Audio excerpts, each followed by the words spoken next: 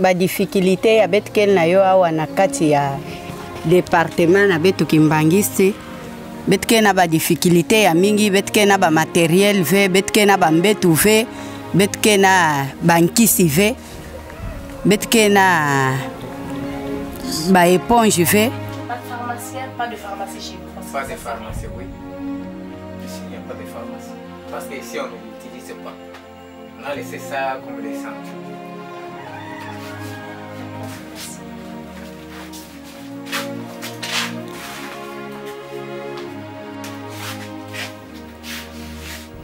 Ça, c'est le sac d'accouchement.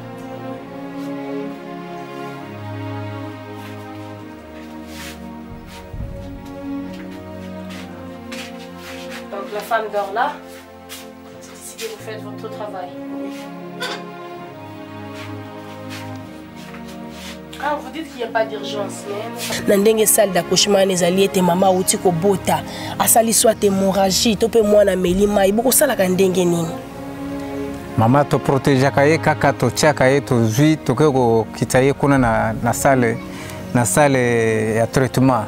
To cheka kuna na salle ya traitement to vantie na mbeto. Pona bozangi ya mbeto kuna na kati ya salle d'accouchement. Makila soki esengi ke mama ndenga boti a sopi makila mingi faut kozongi sa boko sala kandenge npo boza na banque de santé. Bon, ici wana toza na banque de santé to sala méthode de comptabilité ndenge médecin à la kisaki biso. To sali méthode de comptabilité totali ba groupage oyo e permettre to sali mama kamwana to zuma kila to che malade wana parce que tozo boya ba mortalité to sunga poke moto asala nini avanda na yango to sengi bino bocha biso sikoyo maboko ya kopesa biso babiloko wana nyonso ezala pembeni kati na biso poete na kosala kamisala wana nyonso na kimia. Nyonso ba papa baloko na biso tango ekoki biso sikoyo tomipesa na makambo misato bolingo mipengo keke nyonso kombo na yo ekoye mama na biloko na biso mama yo nde ozali mama ya mabota bazwa makambo mingi ya babepo na biso bato moyindo kasi ntango eboya bakosepela na biso kaka santan ekomota makambo elele.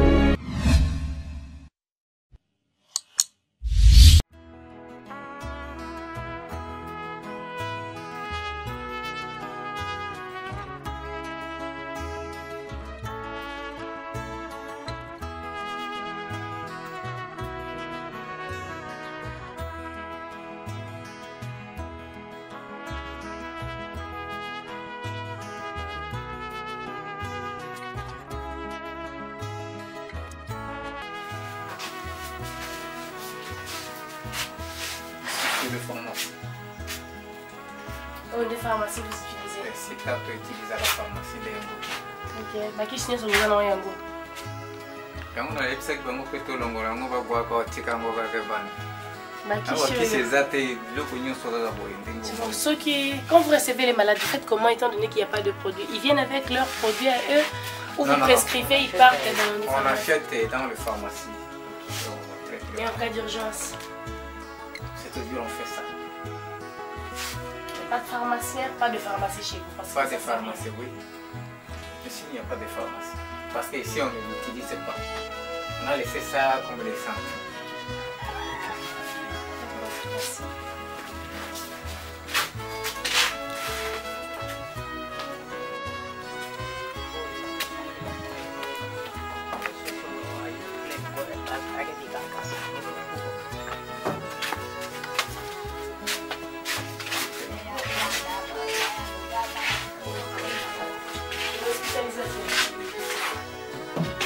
Ça, c'est votre hospitalisation.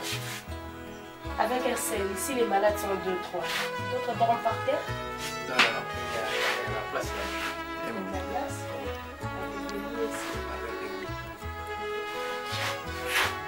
Ces bâtiments ont été construits par qui? Cette année. Établissement de l'État? Oui.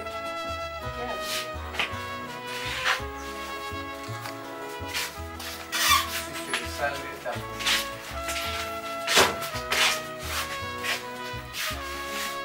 Ça, c'est le salle d'accouchement.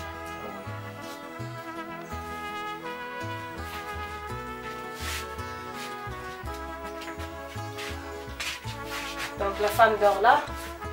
C'est ici que vous faites votre travail. Ah, vous dites qu'il n'y a pas d'urgence, mais nous savons que pendant l'accouchement, tout peut arriver. Il y a des femmes qui perdent beaucoup de sang. Que faites-vous par rapport à ça? Comment vous faites pour stopper les hémorragies ou encore l'enfant qui a pu avaler des... Bon, nous avons, on met toujours du sang s'il y a une hémorragie. S'il y a la perte du sang, donc la pâleur, là, il faut les transfuser. Vous avez un banque de sang? On met ça, le méthode de l'autre ici à Pékin. Prenez chez une autre personne, vous mettez... Oui. Sans pour faire des examens. On fait des examens. On observe le groupe sanguin de l'autre des malades. S'il y a compatibilité, oui, s'il y a la compatibilité.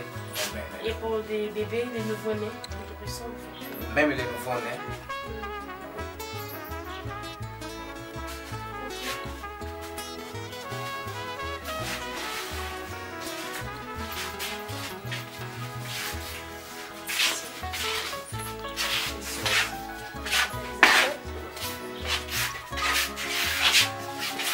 Qui n'a pas de lit. Voilà. Vous enregistrez à peu près combien de malades par jour? Ici, on peut enregistrer par jour 5 ou 6 malades. Et au moment où ça nécessite assez qu'il y ait hospitalisation, vous en passez d'autres? Non, il y a toujours la place. Il y a place, mais de... Ok, voilà.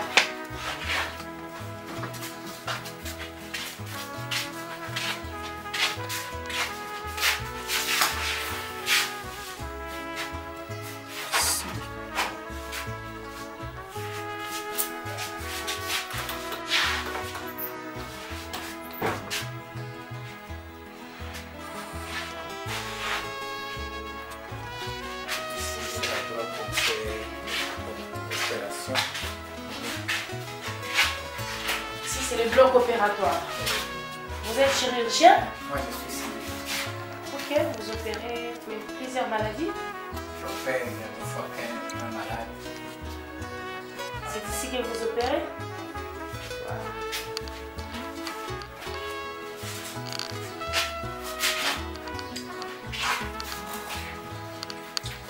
Le matériel de la chirurgie.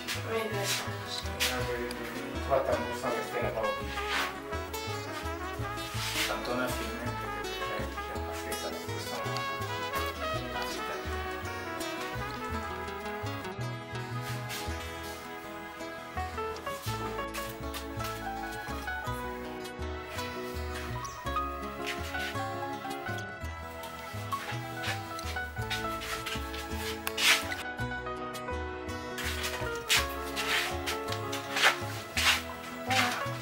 Vous avez un médecin permanence? Médecin... Non, médecin permanent. Vous avez gagné des cacacaïs. Donc, il y a des cas où c'est difficile. Il y a des médecins qui sont hôpital. Ok. Oui, quand ils semblent que c'est difficile, c'est que c'est difficile. Il y a des positions. La bureau est localisée.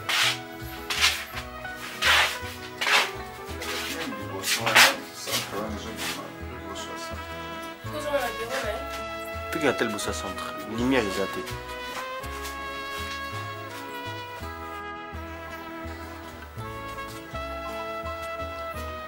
Tengo mingi na libota ya nzambe bana tata molimo santo bino baye bozwa mina mokeli momba bolanda kabisa butu moi ezali lisusu ngai maman Fallon ntima na kati ya menga makimbango television na nzela émission na biso tolobela maman mwilo wapi tesika tozwami awa na province ya Kwilu na territoire ya Bulungu na kati ya paroisse ya tata mokonzi ya Bule esika wapi to kokutana bandeko na biso awa tozwami na kati ya centre de santé oyo kosungaka population ya ngambo oyo bako ko bénéficier na ba soins médicaux kasi yambo ete tokota na mozindo ya mituna moko to mibale ya biso bandeko bana tokosenga na bino moko ya bamoye kosunga biso bandeko na bino oyo to mipesi na tina ekotambola na tina ekopesa tata maboko kopanza sango pe kosala ba découverte ya kati ya ba province na biso sala geste ya bolingo kota na kati ya chaîne s'abonner ya liboso pe panza sango oyo po ete kokomela moto moko to mibale ya motema malamu ndakisa sango oyo to eli bino na mokolo mwa lelo esimba mitema na bino po ete boko kosala geste d'amour ndebo moni tina ya biso menga makimbango awa to ye papa mbote na yo. Mbote mama. Babengi yo na kombo ya? Abenga ina kombo ya Kilubu Mudingongo Jean Paul. Papa Kilubu Mudingongo Jean Paul. Papa Jean Paul. Tozwami awa na kati ya Bulungu. Liboso ya centre to ye awa. Nani wana bozali?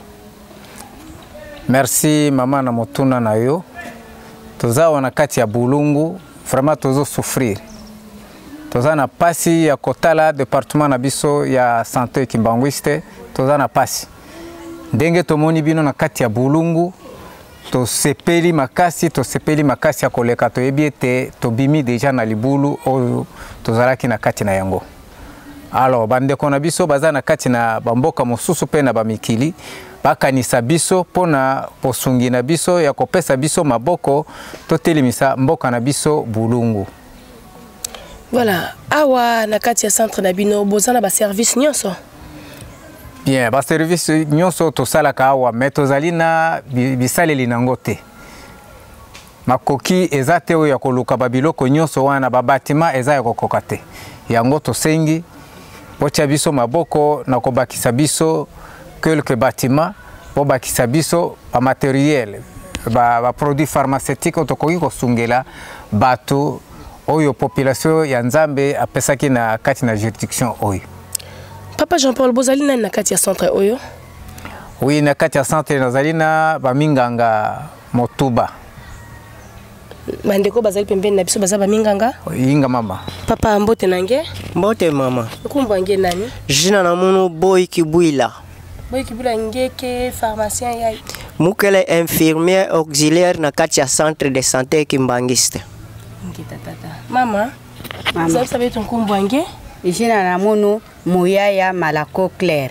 Ngepe infirmier kwako? Mukele infirmier kwa. Infirmière, hein? Ok. Ba difficulté nini beno kina rencontrer awa na zone de santé ya Bulungu.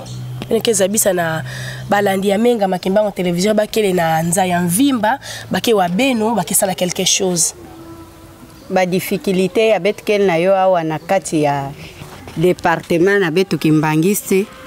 Betke na ba difficulté ya mingi, betke na ba matériel ve, betke na ba mbetu ve, betke na bankisi ve, betke na ba éponge ve, ba mbefu ketiboke kuisa betke kwenda sumba nkishi na nganda lupango na kibansala. Me betke so sabe ntindila betu bankishi sambo betu kangula pharmacie na betu awa sambo keti tavana na ka d'urgence betu basa bankishi na betu mochi na kati ya dispensaire. Merci.